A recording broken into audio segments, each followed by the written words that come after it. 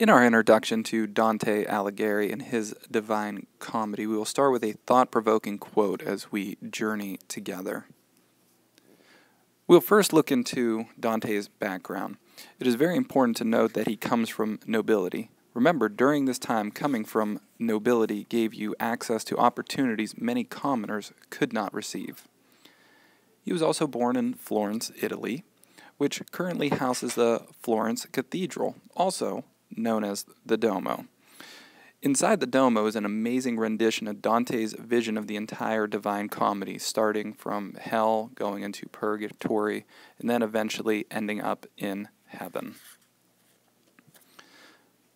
During Dante's life, he endured several major conflicts. One of the most cutting in his life was the loss of his childhood friend and true love, Beatrice Portinari. While both married others, Dante had such a great love for Beatrice, he dedicated the Divine Comedy to her after her death. Aside from that personal fact, not much else is written about his life in that regard. He was married and he also had 3 children. The next major trial that shook Dante to his core was his exile from the city he loved dearly. Under the threat of being burned alive if he returned to Florence, he was sentenced to exile. Before his time of exile, there were 2 main factions and no central ruler in Italy. Rather, it was governed by elected magistrates. Every 2 months they were elected new. So this caused great political strife in Florence. Dante was on the losing side of a political power grab. He and 14 others were exiled. For choosing this, do you notice the quote that we have chose for you to read? You must choose a side, and Dante chose the wrong one. After 15 years, he was offered to come back to Florence if he publicly confessed to betraying his country and paid a fine. He angrily refused. His pride was too great, and he never returned. You will notice that pride, avarice, and violence are major themes in Dante's Inferno.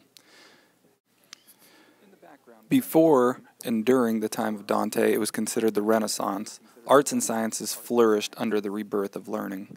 Italy enjoyed prosperity that it hasn't seen in ages. Trade flourished throughout the country, and Italy reestablished itself as a power. The introduction to Dante's Inferno. Dante wrote this journey as a dream. He was 35 in this narrative, and he started midway on his journey through life. Dante realized he was on the wrong path of life. This narrative symbolically serves as a guidepost for the morally lost. He writes as a guide to sin, and then how to find redemption. We as readers are expected to journey with Dante and Virgil to thoroughly examine the afterlife to understand the current path we are on. This comedy, as you will read, has a happy ending. It is also very important and interesting thing to note that the symbolism and religious numerology throughout the text, it truly has layer upon layer of meaning. As a reader, it is your job to further understanding of these intricacies of Dante's writing. Alas, in the end, it was always about Beatrice for Dante. But as for all of us, Dante truly believed, in order to get into heaven, you must first journey through hell.